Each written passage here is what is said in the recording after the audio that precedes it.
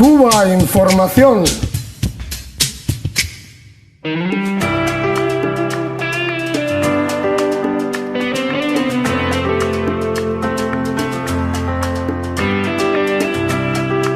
Es bueno que nosotros expliquemos lo siguiente, ¿no?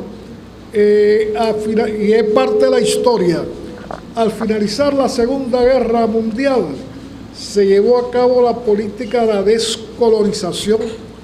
Algunos pueblos obtuvieron su independencia formal. Su metrópoli seguían rigiendo su destino económico, seguían rigiendo su representación internacional, y prácticamente los pueblos que salían del colonialismo tenían un territorio, quizá un himno, quizá una bandera, pero su metrópoli era la que regían su destino. Así sucedió en el caso que nos ocupa, en el caso del Congo. El Congo también obtuvo su independencia formal. ¿Qué pasa? Que en el Congo existía un hombre de talla continental, Patricio Lumumba, un hombre que no solamente aspiraba a la independencia de su pueblo, el Congo, sino tenía una visión continental, una visión de toda África. Por lo tanto, bien pronto, como le pasa a los hombres que traen luz, como decía Martí, el mundo enemigo se vuelve contra ellos.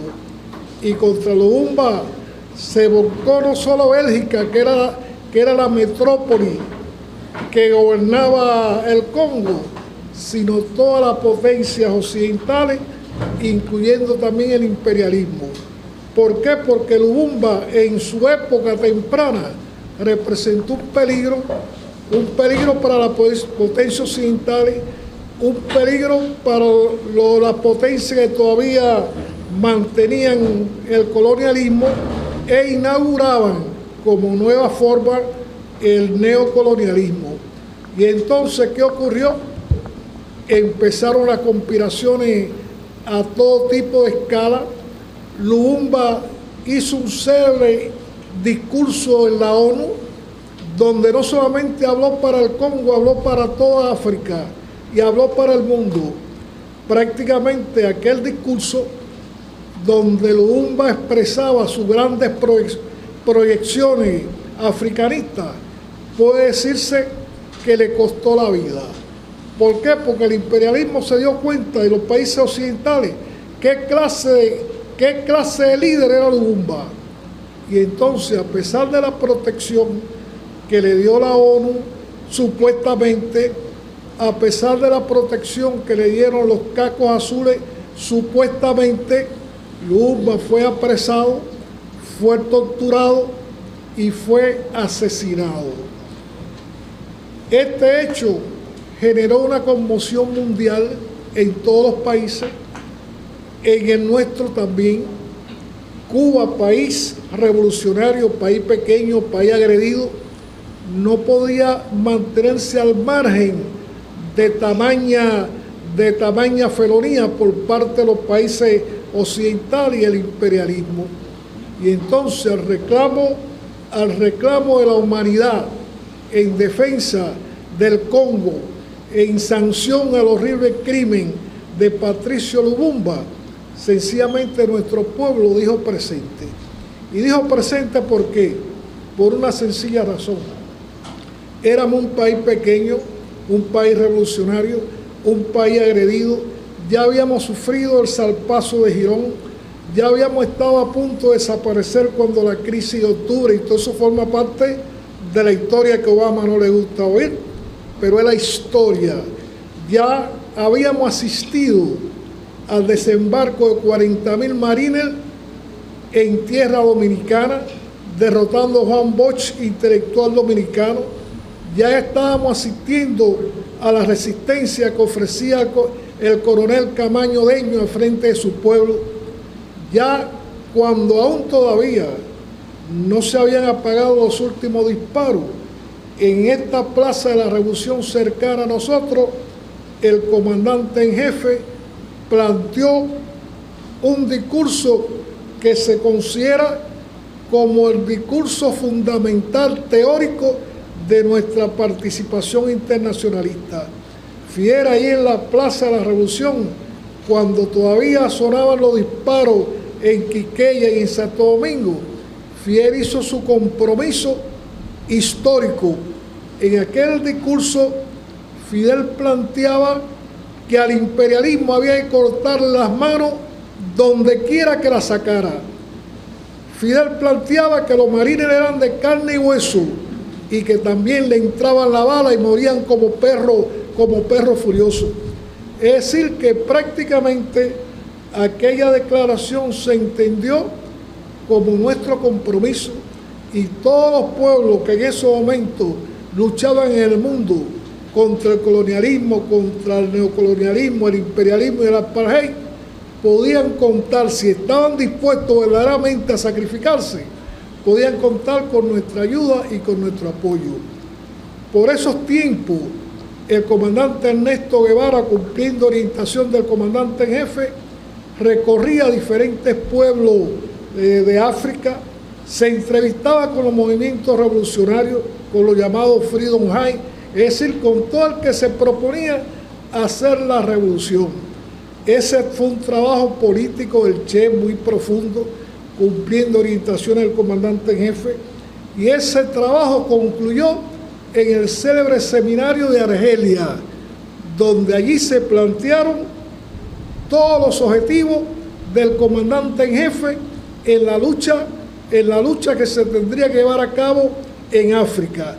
De allí se lanzó la idea de crear uno o más Vietnam, y el Congo, al cual volvemos ahora, se iba a crear allí el primer Vietnam africano. Quizá los otros serían Mozambique o quizás sería, pero el primer Vietnam de África era el que se iba a crear en tierra africana. ¿Y por qué el Congo? Primero, ¿por qué el Congo? En el Congo existía en esos tiempos un ambiente revolucionario.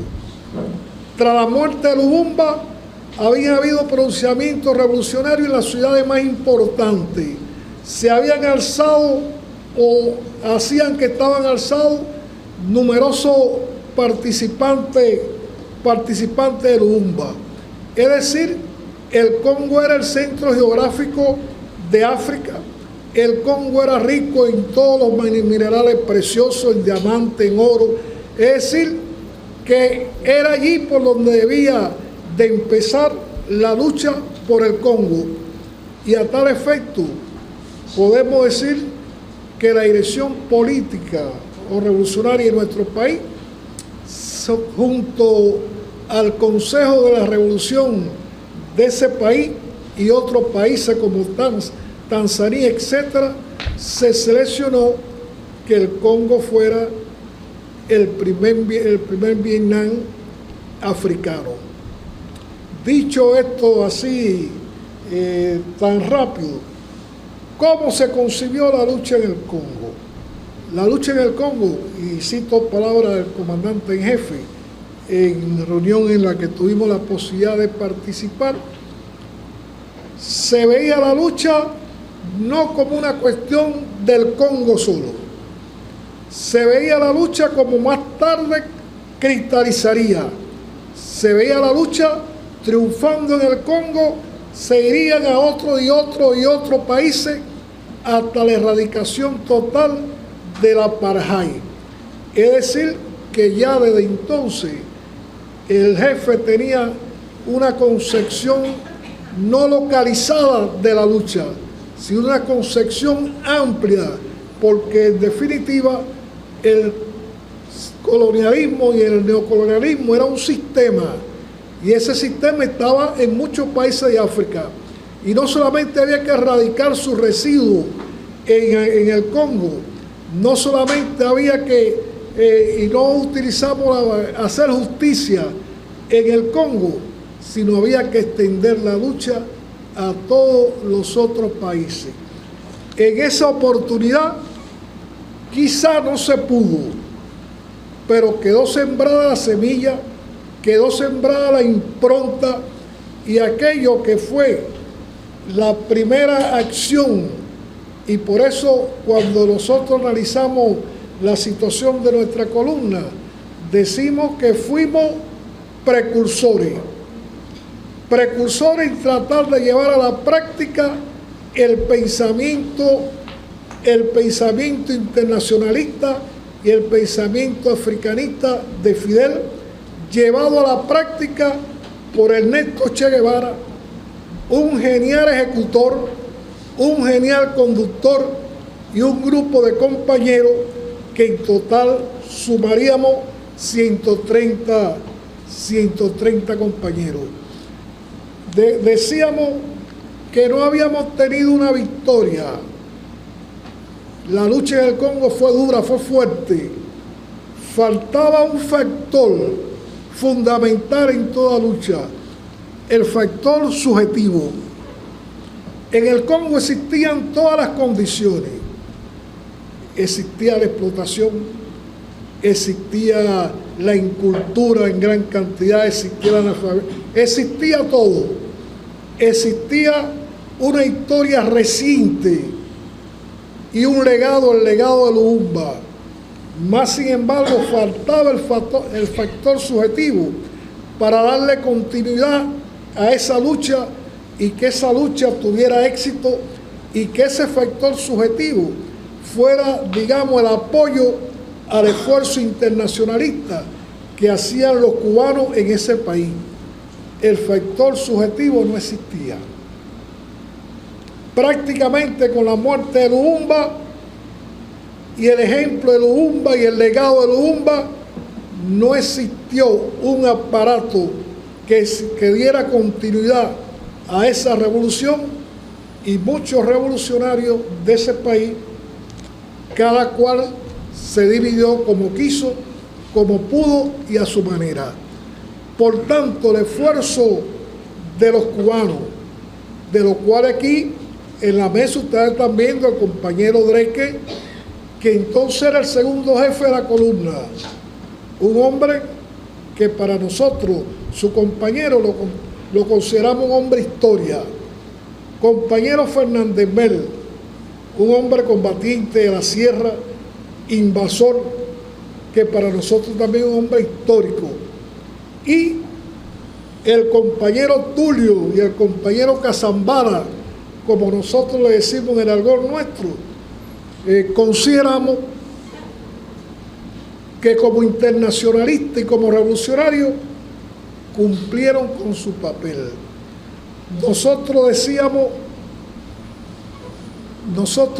que la columna nuestra no pudo lograr el éxito en esa oportunidad, pero no podemos decir que fuimos derrotados. Nosotros sembramos la semilla, nosotros nos convertimos en precursores, nosotros facilitamos que años más tarde, muy pocos años más tarde, aquella semilla fructificara. Y en vez de un Patricio Lumumba, surgieron decenas de dirigentes en África, como Amílcar Cabral, surgió Zamora Machel, surgió Eduardo Molanes, surgió Sékou Touré, es decir, surgió Agustín Neto. Podemos decir que la semilla fructificaba.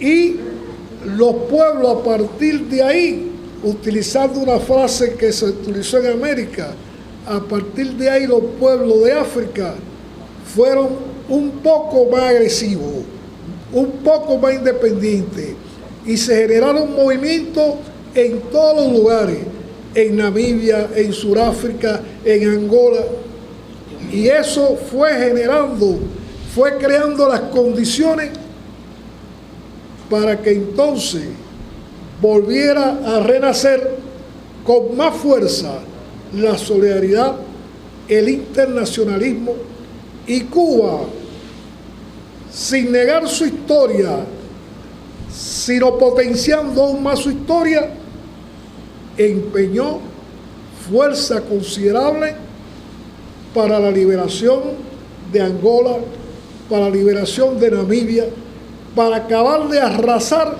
con el apartheid, con el colonialismo, y así dirigido por el mismo comandante, por el comandante que sembró las ideas de luchar activamente contra el colonialismo y el neocolonialismo, dirigido por el compañero que nos llevó a nosotros a tratar de aplicar allí el sentimiento más justo, más humano del internacionalismo en contra del apartheid. Dirigido por Fidel, sencillamente se logró la victoria histórica, la victoria en Cuito Cuarabal. Podemos decir que entonces se justifica que nosotros fuéramos los precursores. ¿Los precursores de qué? De prácticamente la libertad y la independencia de muchos de los